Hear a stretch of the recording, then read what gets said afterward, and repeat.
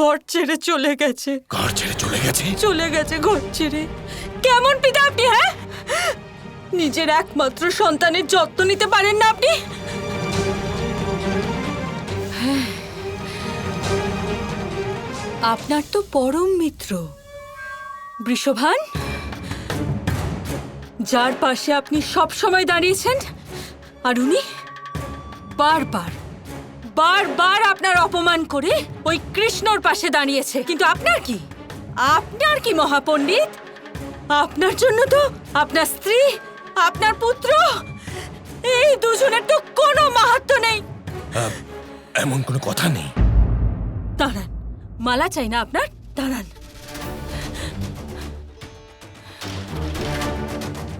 নিন আপনার রুদ্রাক্ষের মালা, জপ করুন, আর গিয়ে আপনার মিত্র বৃষভানের পায়ে পড়ে যান, সেবা করতে থাকুন ওনার, আর সাথে সাথে নিজের পুত্রের বলি হওয়া দেখুন।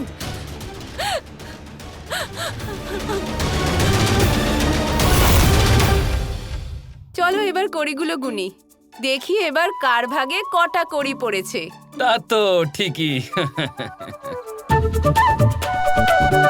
আরে কাকি, এইটার কোনো দরকার নেই, দেখেই তো বোঝা যাচ্ছে যে রাধাই জিতেছে।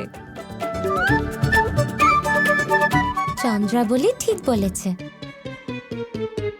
নিজের সম্মান রক্ষা নিজেই করো কৃষ্ণ, গণনা বন্ধ করে দাও।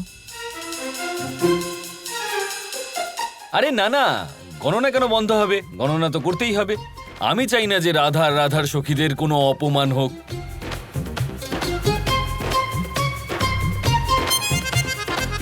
আচ্ছা, আমাদের অপমান? হ্যাঁ, কালকে যখন রাধা সখীদেরকে নিয়ে লোকজন কথা বলবে যে হারবার ভয় সখীরা গণনা বন্ধ করে দিয়েছে, তখন কতটা অপমান হবে। কিন্তু জিতবে তো আমাদের কানাই। আগে হ্যাঁ, এটা ঠিক বলেছেন, কানাই কখনো হারে না। থামো থামো, এবার লড়াই থামাও। গোনো দেখি কীর্তিদা।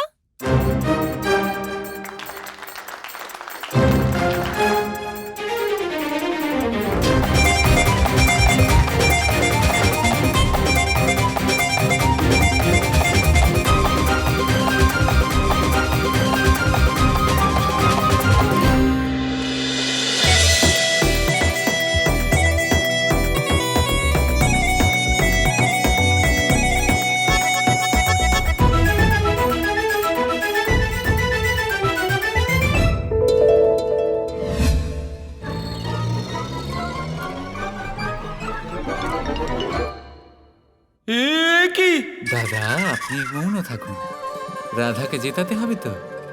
কিন্তু কেন কানাই? এখানে প্রশ্ন আমার সম্মানেরও তো আছে। রাধার জেতাটা অত্যন্ত আবশ্যক দাদা। একটু অপমানিতই তো হচ্ছেন দাদা। কৃষ্ণের চরণামৃত ভেবেই পান করে নিন। তোমার এই রাধা প্রেমের জন্য না সব সময় আমারই কিছু একটা ক্ষতি হয়ে যায়, জানো তো? রাধা জিতে গেছে।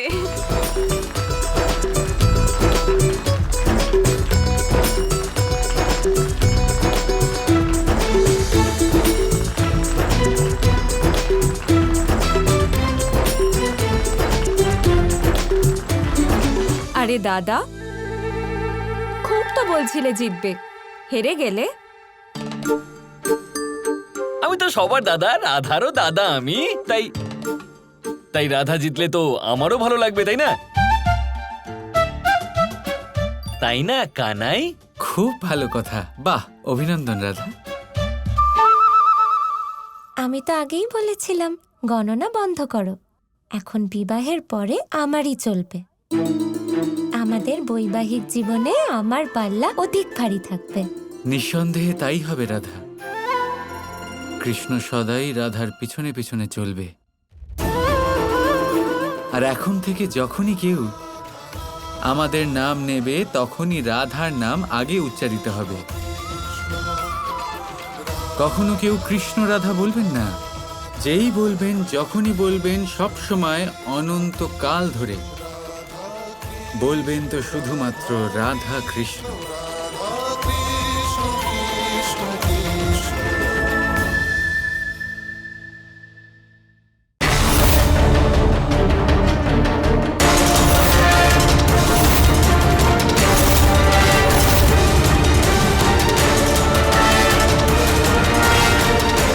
এসব কি?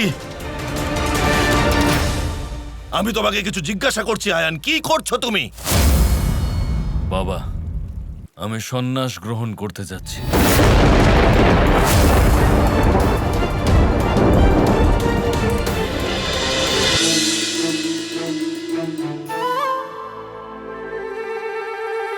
চলো রাধা, কি করছো? চলো না, চলো। আরে আরে কি করছো, একবার অন্তত সেটা বলে দাও।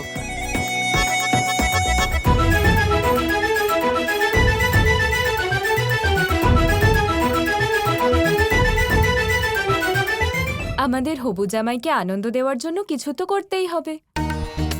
আর এমনিতেও কৃষ্ণ তো সদাই বলেন যে রাধা ছাড়াও কিচ্ছু না। নিশ্চয়ই। সেই জন্যই রাধা আর কৃষ্ণ দুজনকেই আনন্দদানের জন্য কিছু করতে হবে। হ্যাঁ হ্যাঁ, বরণ তো করতেই হবে। এমন ভাবে করো যেন দেখে মনে হয় লক্ষ্মী নারায়ণ যুগল। লক্ষ্মীনারায়ণের যুগলের সমান নয় মা, এনারা তো সত্যি সত্যি লক্ষ্মীনারায়ণ।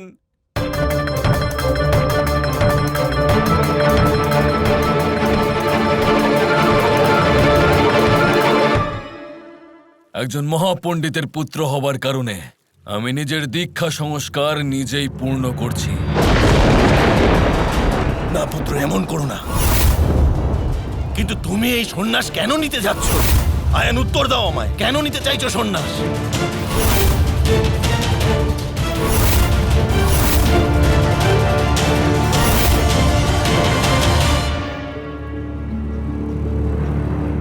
বাবা, এবার যমুনার পবিত্র জলে আমার 12 বার ডুব দেওয়ার সময় হয়ে গেছে।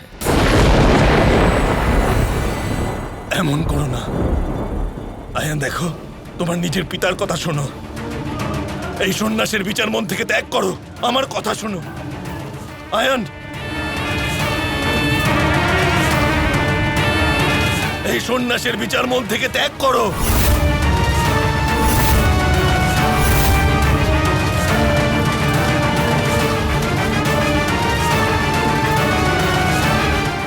এই আয়ান কি করছেটা কি? জটিলা সন্ন্যাসী হতে চলেছে ও, আর বিধিও শুরু করে দিয়েছে। কিছু করো। আর আপনি মৌন হয়ে দাঁড়িয়ে দাঁড়িয়ে দেখছেন? আপনি আটকাননি ওকে?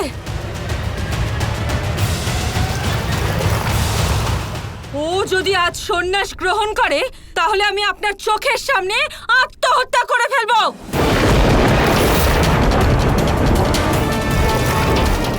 আটকান ওকে, যান।